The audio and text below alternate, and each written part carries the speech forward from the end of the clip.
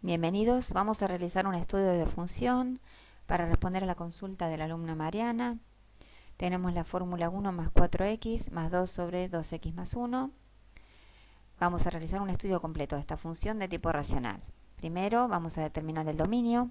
Esta función tiene sentido como cuenta para todo el conjunto de los números reales, excepto para aquel número que anula el denominador, que en este caso sería el valor menos un medio, quedando excluido del dominio el valor menos un medio por ser 0 de ese denominador 2x más 1 que vemos ahí. Con respecto a la paridad, esta función no es par ni impar, es decir, no tiene ninguna simetría respecto del eje y o del origen de coordenadas. Y para demostrar eso voy a evaluar la función en un valor de x del dominio y en su opuesto. Y voy a observar que los resultados, que en este caso son 17 tercios y menos 5 respectivamente, no son ni iguales ni opuestos. Por lo tanto, la función no es par ni impar. Vamos al estudio asintótico. Para eso voy a estudiar el comportamiento de mi fórmula para valores grandes de la variable.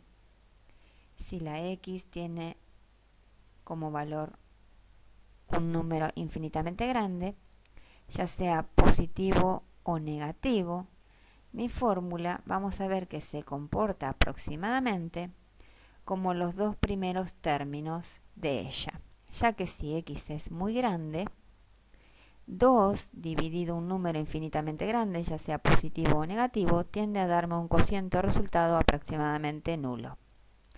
Si este número tiende a desaparecer, el comportamiento funcional va a tender a el comportamiento de los dos primeros términos, que es una recta. Es decir, si x es grande, mi fórmula se aproxima en comportamiento a 1 más 4x, que sería nuestra asíntota oblicua. Por otra parte, si estoy interesado en analizar las asíntotas verticales, voy a tener que estudiar el comportamiento de mi fórmula en cercanías de ese número que yo excluí del dominio por ser 0 de un denominador, es decir, en menos un medio. Lo voy a hacer por derecha y por izquierda. Valores anteriores a menos un medio en la fórmula los voy a colocar aquí en la función y voy a darme cuenta que mientras los dos primeros términos tienden a un valor numérico, el tercer término en cercanías de menos un medio tiende a ser un 2 dividido algo prácticamente nulo, es decir, tiende a darme un infinito. Menos un medio, entonces, ya que hace tender el resultado de la función a valores infinitamente grandes, va a ser asíntota vertical. Ahora, si me acerco por izquierda, es decir, con valores menores a menos un medio, el comportamiento de mi función, pueden evaluarla en algún número para darse cuenta, va a ser a darme resultados infinitamente grandes pero con signo negativo, es decir, en definitiva infinitamente pequeños. Y si me acerco a menos un medio, pero por derecha, por valores mayores, la fórmula tiende a darme valores infinitamente grandes y positivos, ¿sí? Porque estoy dividiendo 2 por algo prácticamente nulo, pero positivo. Entonces mi función tenderá a más infinito. Abajo tenemos una especie de grafiquito borrador, donde uno ya puede ir anotando algunos resultados, como por ejemplo en menos un medio tengo una asíntota vertical y tengo una asíntota oblicua que es 1 más 4x. Es una recta que corta el eje y en 1 y tiene una pendiente de 4. Esas dos líneas punteadas que dibujé son las asíntotas. Mi gráfico de función va a quedar atrapado en 2 de los 4 sectores en que quedó dividido el plano. Por otra parte, dado el comportamiento asintótico en menos un medio, recién vimos que si me acerco por izquierda a menos un medio, la función tiende a caer, a ir a menos infinito, y si me acerco por derecha a menos un medio, los resultados son infinitamente grandes. Entonces ya puedo ir infiriendo algunos resultados que después con el cálculo voy a comprobar. ¿Cuál es la intersección con los ejes? La intersección con el eje y es el par ordenado 0f de 0, el 0 está en el dominio, así que tiene sentido, corta el eje y, mi función en 0 vale 3 unidades. Muy bien, en 0,3 corto al eje. Fíjense que si vamos al dibujito borrador, en 0 vale el 3. Aquí tengo punto, así que yo diría que la gráfica de esta función está comprendida en este sector angular superior y en su opuesto por el vértice, es decir, en el sector angular inferior que veo ahí donde está la flechita que hice.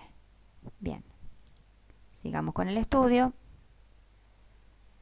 ¿Qué pasa con el eje X? La intersección con el eje X sería hallar los ceros de la función. Cuando ustedes planteen para hallar la intersección con el eje X, cuando mi fórmula se anula, es decir, quieren encontrar los ceros de la función, van a llegar a una expresión cuadrática sin solución. ¿Por qué va a suceder esto? Porque mi función no va a cortar al eje X. No corta al eje X. Sí corta al eje Y, no corta al eje X. Vamos con los números críticos. Para eso tenemos que hallar f'. Muy bien, volvamos a la expresión de la fórmula. Es una fórmula sencilla para derivar. El primer término como constante al derivar desaparece, el segundo término daría 4 unidades y el tercer término, que está escrito como cociente, me conviene pensarlo como una potencia negativa en el momento de derivar. ¿De acuerdo? El tercer término se puede escribir como 2 por 2x más 1 a la menos 1. Así escrito este tercer término es muy fácil de derivar. ¿Cómo quedaría la expresión derivada entonces? 4 menos 4 sobre 2x más 1 al cuadrado. Después verifíquenlo. Voy a encontrar los números críticos. Primero pensando el dominio de f'. Bueno, el dominio de f' es igual al dominio de f, tiene la misma restricción, no tiene sentido para menos un medio. ¿Cuáles son los ceros de f'? Bueno, tengo que resolver esta ecuación. Es una ecuación de tipo cuadrática, tienen que extraer como un denominador. No va a quedar nada difícil, ¿de acuerdo? La verdad no sé si resolverla o dejarla que lo hagan ustedes. Háganlo ustedes, ¿sí? ¿Cuál va a ser la solución de este planteo? Dos valores anulan esta expresión, x igual 0 y x igual menos 1. Muy bien, esto